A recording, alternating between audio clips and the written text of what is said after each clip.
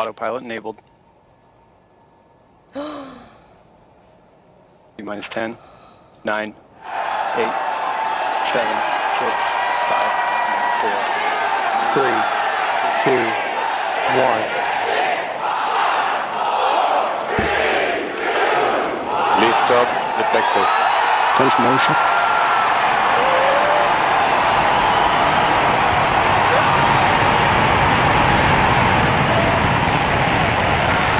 Jacklyn has cleared the tower. Jacklyn has cleared the tower! Go, baby, go! Pushing 7 good engines. 30 seconds into flight. Engine operating parameters continue to look good at full thrust. Body rate response to nominal. 40 seconds in. End of roll strict now level. 50 seconds into flight, continue to see good engine operating parameters, all set for a clean burn. We're coming up here on max Q, maximum dynamic pressure. This is the hardest point on the vehicle when it comes to the pressures and the speed. At 9 minutes is when we're expecting the first stage to touch down on Jacklyn. 1,000 continue to look good.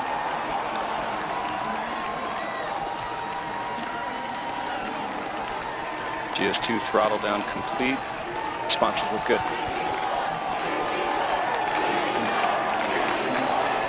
8 minutes, 20 seconds from the flight.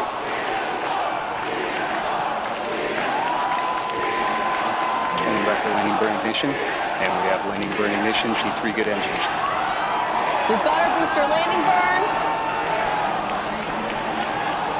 Engine control looks good. 8 minutes, 43 seconds. Legs deployed. Now down to the great shot burn. from our booster. Standing by for touchdown.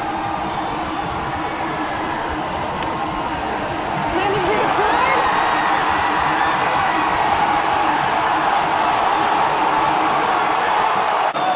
Standing by for touchdown.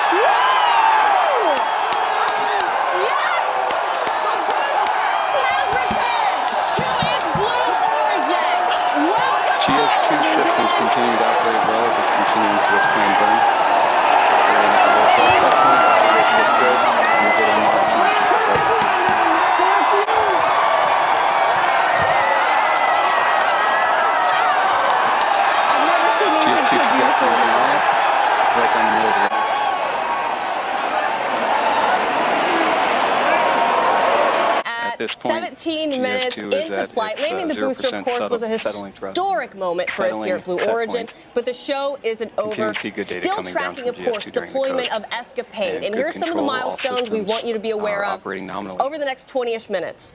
All right, at the T+25 minute, the second stage engine will ignite. At T26:44, we're going to have SECO-2, which is that second stage engine cutoff.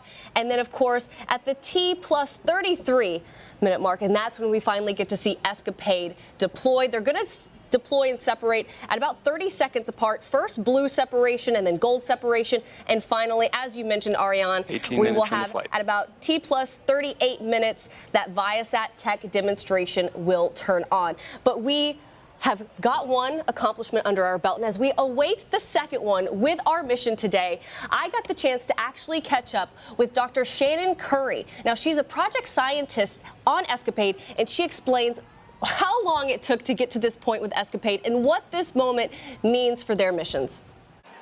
Shannon, can you kind of explain how ESCAPADE really encapsulates the past, the present, and the future? Yes, especially working with Blue Origin, what ESCAPADE can do is tell us about what happened at Mars billions of years ago. It used to be habitable with oceans and lakes of water, but then something happened to its atmosphere. All of that water evaporated and dried up, and now we have this desert that it is today. And that brings us to today. which is that if we understand Mars's atmosphere and what it's doing, we can help protect future assets, especially not just robots landing on the surface, knowing how they enter that atmosphere safely, but it's not an if, it's a when humans actually go to Mars, and that brings us to our future. And so ESCAPADE, working with a company like Blue Origin, is going to change how we get to Mars and how we protect our assets there, our robots and our crewed flight. Is that this is going to change how we go to Mars. So we've never done a mission like this at NASA or really in any other part of the world. Sitting very close so to null. perfectly on that feather, unlike anything we've ever seen. And in the next minute here, you are going to see those payloads deploy. What a moment. Standing by for spacecraft set.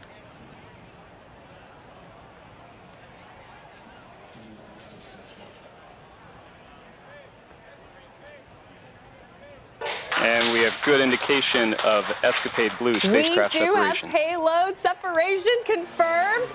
Go Blue. Second payload coming up, as we mentioned. Just about a couple of seconds more here. Standing by for spacecraft 2 set. Oh, beautiful live shot from over 700 miles gold in space. Confirmed. And gold has separated. Congratulations, ESCAPADE. Both blue and gold have successfully deployed. We have successfully landed the booster, and we have successfully deployed both the blue and gold satellites for ESCAPADE. ESCAPADE, you are headed to Mars. Be very clear, we didn't clarify this earlier. There are no people on the Jacklyn right now. It's just that robotic vehicle that is going around the rocket, making sure that we definitely, we're safing the vehicle. We're safing the vehicle and making sure that those landing legs are pegged down. Have the Harvey Stone, which is the boat that has our team out there. They will approach the Jacklyn, and we will put our team up there as well as soon as the rocket is stable, we want to make sure, of course, that it's essentially neutralized, make sure the propellants are nice and stable. Tabitha, we are 2 for 2 on today's mission. NG-2, a historic day for New Glenn and Blue Origin. Couple of minutes here. Also, that Viasat demonstrator will turn on. That's an exciting thing. That's a payload kind of hitching a ride with our friends at NASA. And to also show the world that, hey, we're here. We're in the game. We have a reusable booster, and this is just the beginning. That demonstrator should be turning on, but not to worry. If we don't get an immediate signal, that is totally okay, because that just means it's not connecting to the ground system. They wait about another hour, and then they try again. So some exciting stuff.